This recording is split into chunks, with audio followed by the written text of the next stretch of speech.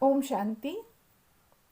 पिछले एपिसोड में हमने माइंड पावर और उसके टाइप्स की चर्चा की। अब हमारा अगला स्टेप मेडिटेशन शुरू करने का है। जैसा कि बच्चों ने डिमांड भी किया है कि मेडिटेशन कैसे किया जाए, इसकी विधा की जानकारी दी जाए,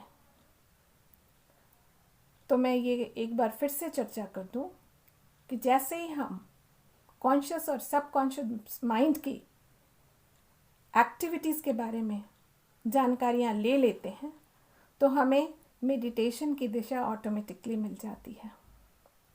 यूँ तो कभी कभी ऐसा होता है कि मेडिटेशन को लोग आध्यात्मिकता, मोक्ष या वैराग्य जैसे विचारों से जोड़ देते हैं। कई बार ऐसा भी हो जाता है कि उसे किसी विशेष धर्म से भी जोड़ दिया जाता है, लेकिन ऐसा बिल्कुल नहीं है। मेडिटेशन को किसी भी धर्म का कोई भी काम करता हुआ व्यक्ति, किसी भी तरह के समाज से आया हुआ व्यक्ति कर सकता है, किसी भी उम्र का भी कर सकता है। ऐसा बिल्कुल नहीं है कि ये किसी धर्म की बात है। और स्टूडेंट्स के लिए तो यह अपने आप में बहुत ही चमत्कारिक विधा है, क्योंकि स्टूडेंट्स को कंसंट्रेशन की बहुत ज़्यादा ज़रूरत होती है। आपके कॉन्शियस माइंड जब जागी होती है तो आप अपने माइंड को कंट्रोल कर, शांत कर एक अच्छी दिशा दे देते हैं। इस भागती दौड़ती ज़िंदगी में हर व्यक्ति मानसिक तनाव से ग्रसित है और वह उससे बचने की भरपूर कोशिश करता है, और उस कोशिश में वह चाहता है कि उसे तुरंत इसका इलाज मिल जाए। और जब उस तुरंत इलाज की तरफ वह जाता है तो उसके लिए उसके पास मेडिसिन के अलावा और कोई रास्ता नहीं रह जाता है। तो वह इंस्टेंट इलाज की दशा में आगे बढ़ता है और वह टेम्पररी रिलीफ लेता है, लेकिन फिर से उसकी स्थिति वैसी ही हो जाती है। तो आज हम ये जानें कि मेडिटेशन कैसे हमें परमानेंट रिलीफ देती है, हमारे मन की दशा, हमारे व्यथित मन को सुधारने को। तो आगे बढ़ते हैं कि हम कैसे मेडिटेशन करें। जैसा कि हम जानते हैं कि मेडिटेशन हमारी प्राचीन विधा है, जिससे मन को विश्राम मिलता है, रेस्ट मिलता है। और जब मन को विश्राम मिल जाता है तो बॉडी भी ऑटोमेटिकली हील होना शुरू कर देती है। कंसंट्रेशन पावर बढ़ जाता है, पॉजिटिव थॉट्स आने लगती हैं, माइंड और बॉडी दोनों ही कंप्लीटली एनर्जाइज हो जाती हैं। अब आगे बढ़ते हैं कि हम इसे कैसे करें, कहाँ करें, कब करें। मेडिटेशन करने के लिए कुछ स्टेप्स हमें फॉलो करनी होती हैं, जिसमें पहली स्टेप तो ये है कि आप ऐसी जगह की तलाश करें जो शांत हो, और उस शांति में स्वच्छता भी हो। अगर ये ऐसा हो पाता है तो सोने पे सुहागा।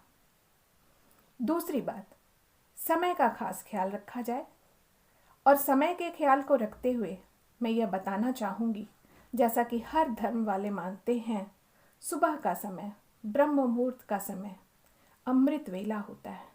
और इस अमृत वेले में अगर हम मेडिटेशन करते हैं तो मन तो यूं ही शांत होता है और शांति का वातावरण होता है, तो हमारा योग, हमारा ध्यान लग जाता है। आगे बढ़ते हैं। मेडिटेशन करते समय कई बार लोग सजेस्ट कर देते हैं कि आंखें बंद कर दी जाएं। अगर आप आंखों को कंप्लीटली बंद कर देते हैं तो ऐसा हो सकता है कि आपको नींद आ जाए, और जब नींद आ जाए तो आपके विचारों का प्रवाह रुक जाएगा, यानी आपका मेडिटेशन टूट जाएगा। इसलिए बीच बीच में आंखें खोलें या आंखों को कोशिश करें अध खुली रखने की। फिर आगे बढ़ते हैं अगले प्रोसेस की तरफ।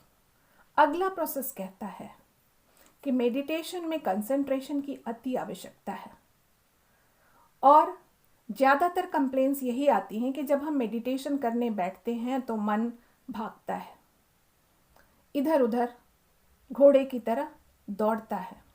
बिल्कुल सही, ऐसा होता है।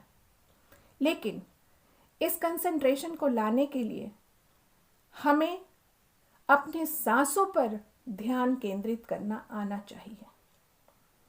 इसके लिए थोड़ा सा अपने ऊपर बल लगाना, जोर लगाना पड़ता है, मन को जबरदस्ती करनी पड़ती है कि हम सांसों पर ध्यान लें। अनुलोम विलोम करें, इनहेलिंग एक्सेलिंग करें, बिल्कुल ही नेचुरल वे में इनहेल करें और एक्सेल करें। इनहेलिंग और एक्सेलिंग करते समय इस बात का ध्यान रखा जाए कि कब इनहेलिंग हुआ और कब एक्सेलिंग हुआ।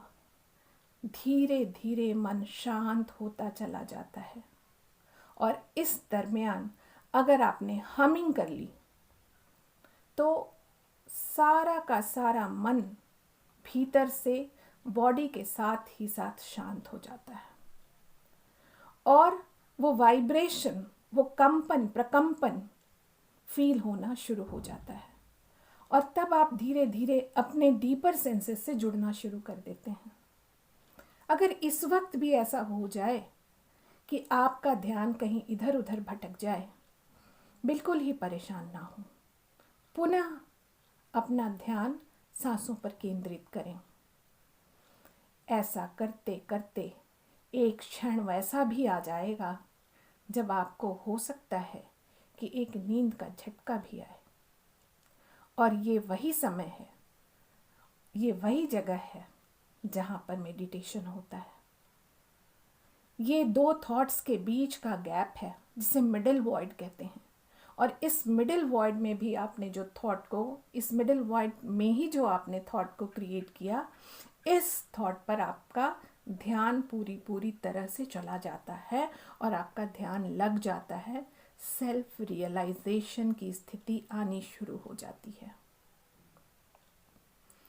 अब अगले स्टेप की तरफ आगे बढ़ते हैं। इसके बाद हमें आगे क्या करना है? जैसे ही सेल्फ रियलाइजेशन या हमने थॉट की तरफ ध्यान दिया या क्रिएट किया, जिस थॉट को हमने क्रिएट किया, जिस इमेज को हमने देखा, विजुअलाइज किया, उसको हम जीना शुरू करें। यानी हमारा दूसरा जो स्टेप है विजुअलाइजेशन, इमेज फॉर्मेशन। इमेज या विजुअलाइजेशन के बाद हमें अब नेक्स्ट स्टेप पे आगे बढ़ना है और वो स्टेप होता है हमारा एक्चुअलाइजेशन। और ये एक्चुअलाइजेशन तभी संभव हो पाता है जब हम बिल्कुल ही शांत होकर उस विजुअलाइजेशन के मोमेंट को जीना शुरू करते हैं, यानी उसमें फीलिंग्स डालना शुरू करते हैं। जैसे अगर मान लीजिए आपने किसी एक थॉट को जनरेट किया, क्रिएट किया, उस थॉट को क्रिएट करने के बाद आप उसमें फीलिंग्स डालना शुरू कीजिए। कि अगर आपने एक थॉट क्रिएट किया कि मैं एक शांत स्वरूपात्मा हूँ, मैं शांत हूँ, मैं बिल्कुल शांत हूँ, तो उस समय एक फीलिंग्स आपके अंदर अपने आप आनी शुरू हो जाएंगी कि आप शांत हैं। आप फील करना शुरू करेंगे, आपका बॉडी भी इस चीज़ को फील करना शुरू करेगा। और फिर जब आप इस फीलिंग्स के साथ मेडिटेशन को करेंगे तो वो भी समय आ जाएगा जब ये रियलिटी में कन्वर्ट हो जाएगा। यानी हमारा पहला स्टेप है कि हम अपने वातावरण की तरफ ध्यान दें, सांसों पे ध्यान केंद्रित करें। दूसरे में हम थॉट को क्रिएट करें। थॉट क्रिएट करने के बाद, विजन करने के बाद हमारा जो नेक्स्ट स्टेप है वो हम उसको फील करना शुरू करें। सेंसेशन का ये मोमेंट होता है, वो करना शुरू करें। और इसके बाद जैसे ही आप इसकी प्रैक्टिस बार बार करते चले जाते हैं तो ये रियलिटी में कन्वर्ट हो जाती है। एक बात का खास ख्याल करना रहता है कि जब भी हम मेडिटेशन में बैठें तो हम बिल्कुल पॉजिटिव बेंट ऑफ माइंड से बैठें, प्योर थॉट्स हों। पॉजिटिव फीलिंग्स पावर भी दे जाती हैं, इसलिए पावरफुल फीलिंग्स भी हों आपके साथ, डिवाइन फीलिंग्स हो, ताकि आपने जिस थॉट को, जिस वाइब्रेशन को स्प्रेड किया है, ब्रह्मांड आपको उसी तरह से बैक करें। इसलिए हमेशा इस बात का खास ख्याल रखना है कि हमारे मेडिटेशन में positive feelings, positive aura, divinity रहें, ताकि जब आप इसको रिटर्न देखना चाहते हैं, रियलिटी में कन्वर्ट करते हुए देखना चाहते हैं, तो वो ब्रह्मांड आपको उसी तरह से रिवर्ट बैक करे। इसलिए इस बात को हम न्यूटन के थर्ड लॉ से भी जोड़ देते हैं। जैसा कि न्यूटन ने कहा है, आप सभी अच्छे से जानते ही होंगे, every action has equal and opposite reaction. तो हमें इस बात पे खास ध्यान देना है कि हमें क्या चाहिए, तो उस क्या के जवाब में हमें एक थॉट क्रिएट करनी है और उसके हिसाब से क्रिएट करनी है, और तब हमारा ध्यान पूरी तरह से सक्सेसफुल हो जाएगा। ओम